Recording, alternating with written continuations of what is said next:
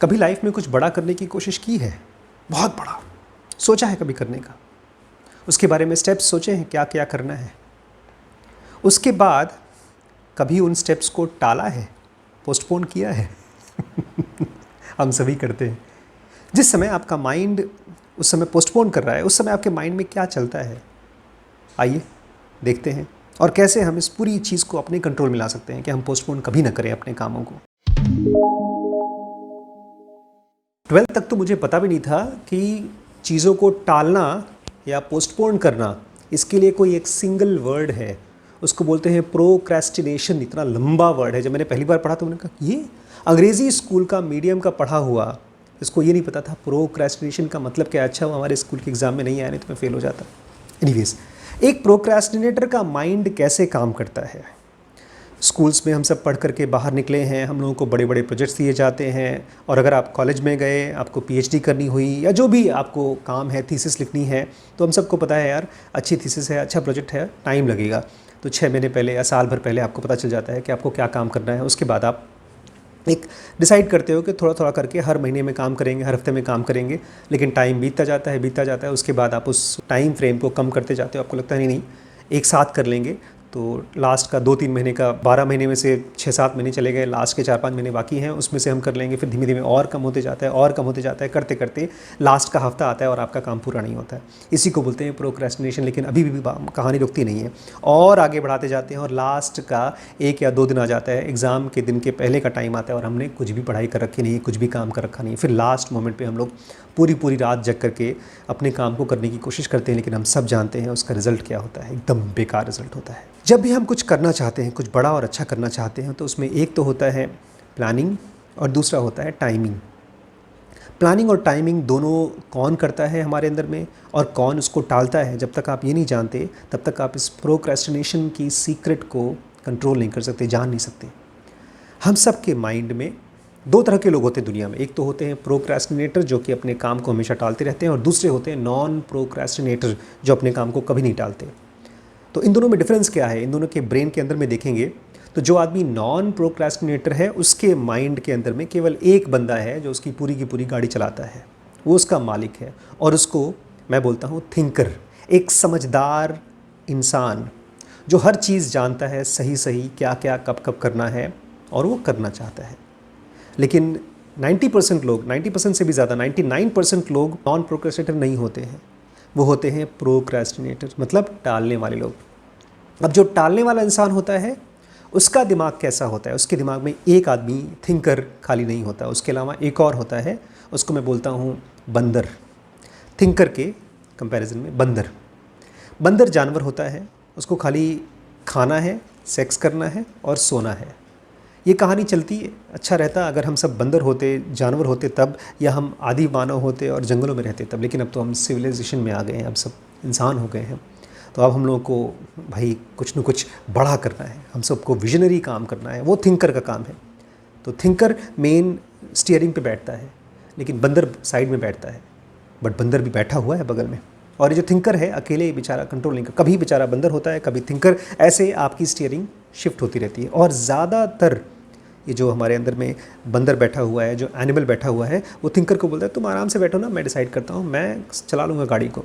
और फिर हम अपना करना चाहते हैं किसी थीसिस पे काम। हमने सोचा चलो कोई अच्छा सा इंटेलिजेंट वीडियो देखेंगे या कोई आर्टिकल पढ़ेंगे ताकि हम अपने थीसिस के ऊपर काम कर सकें, अपने प्रोजेक्ट के ऊपर काम कर सकते हैं, अपने बिजनेस के ऊपर काम कर सकें। लेकिन करते करते हम चले जाते हैं कोई ऐसे वीडियो में जो कि किसी सेलिब्रिटी के घर के बारे में है, उसके स्कैंडल के बारे में है, कुछ ऐसी बातें जिसका हमारी लाइफ से कोई ताल्लुक़ नहीं है।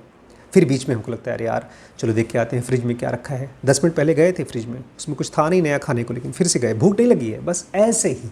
ये क्या है, हमारा बंदर का या एनिमल माइंड ऐसे ही काम करता है।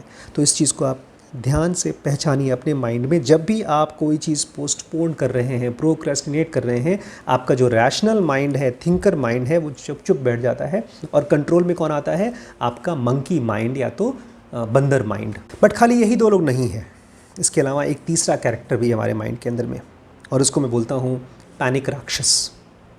इससे बंदर बहुत डरता है। पैनिक राक्षस कब आता है, जब हमारे डेडलाइंस आ जाते हैं, एग्ज़ाम का डेट आ जाता है, वो प्रोजेक्ट सबमिट करने का डेट आ जाता है।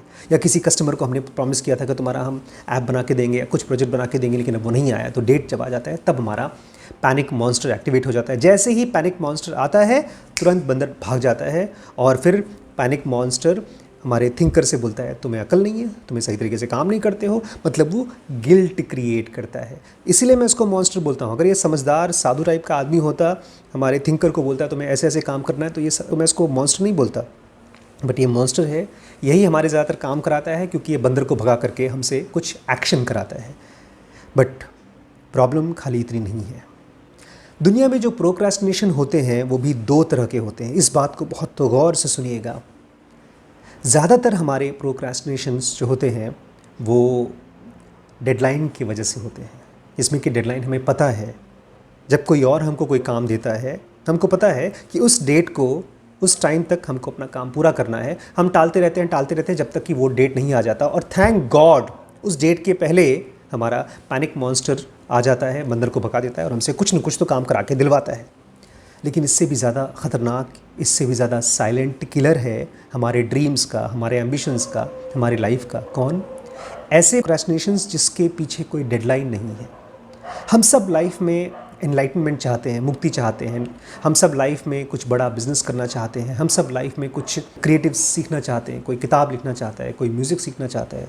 सब बड़े बड़े काम करना चाहते हैं, लेकिन हमने अपने लिए कोई डेडलाइन नहीं रखा था, कोई हमारा बॉस नहीं था। और इस तरह की चीज़ें हमारी लाइफ में से हमेशा हमेशा के लिए चली जाती हैं।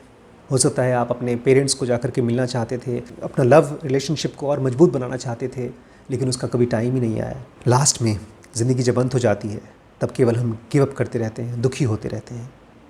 इसका कोई सोल्यूशन है? सबसे पहला सोल्यूशन तो इन तीनों को पहचानें कि आपके माइंड में, आपके ब्रेन में 3 अलग अलग मालिक बैठे हुए हैं। तो इनको मालिक भी कहना क्या है, भीड़ बैठी हुई है। एक तरफ इंटेलिजेंट रैशनल थिंकर, दूसरी तरफ मंकी और तीसरी तरफ ये पैनिक मॉन्स्टर। और इन तीनों का थिंकिंग प्रोसेस डिफरेंट होता है। जब आपको इन तीनों के बारे में पता चल गया तब अपने रैशनल थिंकर से, मतलब अपने माइंड से, अपने इंटेलिजेंस से ये पूछिए कि मुझे क्या करना है, इसके बारे में क्या करना है। तब आपको समझ में आएगा कि आपको खुद एक डेडलाइन डिसाइड करनी है। खुद। दुनिया में सारे सक्सेसफुल लोग ऐसे लोग होते हैं जो अपने आप को खुद ही गवर्न करते हैं एक सिस्टम से, हैबिट से। वो कॉन्शियसली अपनी हैबिट्स बनाते हैं।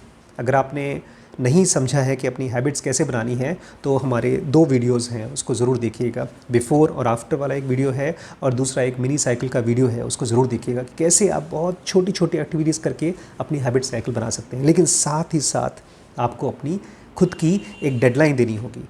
कोई और नहीं देगा, आप ही देंगे। और उस डेडलाइन को भी कहीं गद्दे के नीचे, डायरी के अंदर छुपा के नहीं रखना है। जहाँ आप बैठते हैं, जैसे अगर मैं यहाँ पर बैठ रहा हूँ, यहाँ पर मैं काम करता हूँ, तो मेरे पास वो डेडलाइन ऊपर रहनी चाहिए। उससे मुझे डरना नहीं है, लेकिन वो मेरे बायस में, मेरे थिंकिंग प्रोसेस में होना चाहिए। अगर वो ब्रेन में जा रहा है तभी मुझे याद आएगा कि मुझे क्या करना है। और साथ ही साथ छोटे छोटे स्टेप्स। हमारा थिंकिंग माइंड इस बंदर से परेशान इसीलिए होता है बिकॉज इसको मौका मिलता ही नहीं है काम करने के लिए। इसको पता ही नहीं है क्या करना है। बार बार बंदर आ जाता है और काम करता है। लेकिन जब हमारा रैशनल माइंड, हमारा थिंकिंग माइंड, उसको पता रहेगा कि नेक्स्ट स्टेप क्या करना है, उसके बाद का स्टेप क्या करना है, और वो भी स्टेप्स छोटे छोटे होंगे, तो धीमे धीमे वो इस बंदर को और इस मॉन्स्टर को, दोनों को अपना गुलाम बना लेगा, अपना नौकर बनाएगा और इनसे काम कराएगा। ये बॉडी हमारी एनिमल है, लेकिन इसी एनिमल से हम लोगों को एक एनलाइटेंड बीइंग बनाना है, इस दुनिया में कुछ बड़ा करना है। तो मेरी तरफ से आप सब लोगों को बेस्ट ऑफ लक। इन तीनों को याद रखिएगा, thinking mind, monster mind and बंदर माइंड। ये तीनों के क्वालिटीज़ को पहचानिए, ऑब्जर्वेशन करिए, इनको नोट्स लिखिए, उसके बारे में लिखिए कि आपका माइंड कैसे बिहेव कर रहा था, इस समय कौन था। जब उसको पहचान जाएंगे तो आप इनकी बातों में फंसेंगे नहीं। मेन सीक्रेट है पहचानना। जब तक आप नहीं पहचानते तब तक ये आपके ऊपर कंट्रोल करती है, लेकिन जैसे ही आप पहचानना शुरू करते हैं आप कंट्रोल में आ जाते हैं। So all the best. इस वीडियो को अगर आप अच्छा लगा तो लाइक, कमेंट में बताइए कि आप क्या समझे हैं। मुझे ज़रूर बताइएगा कि आपका थिंकिंग माइंड या आपका बंदर माइंड या आपका मॉन्स्टर माइंड कैसे कैसे बोला। तो मैं कमेंट को ज़रूर पढ़ूंगा ताकि मैं देख सकूं कि और बेहतर वीडियोस हम कैसे बना सकते हैं। कोर्सेज़ हमारे ज़रूर ज्वाइन करिएगा, बिकॉज उसमें हम इसी तरह के आपकी प्रोडक्टिविटी को बढ़ाने के लिए, आपके डिसीजंस को बेटर करने के लिए हम लोगों ने बिजनेस के कोर्सेज स्टार्ट किए हैं, WBX चालू किया है, हमने डिसीजन मेकिंग को बेटर करने के लिए BDM चालू किया है, रिलेशनशिप को और बेहतर करने के लिए आपको मेंटरिंग करेंगे हम लिमिटलेस में। पेरेंटिंग सीखना है तो हमारे पास पेरेंटिंग का कोर्स है, ढेर सारे कोर्सेज़ हैं, इसमें व्हाट्सएप में आप भेज सकते हैं। ब्रह्मचर्य के अलग कोर्सेज़ हैं हमारे पास, तो उनको आज ही ज्वाइन करिए, हैवी डिस्काउंट है, बहुत लिमिटेड टाइम के लिए, जल्दी से जल्दी ज्वाइन करिए। और मैं आपसे मिलता हूँ नेक्स्ट वीडियो में। नमस्कार।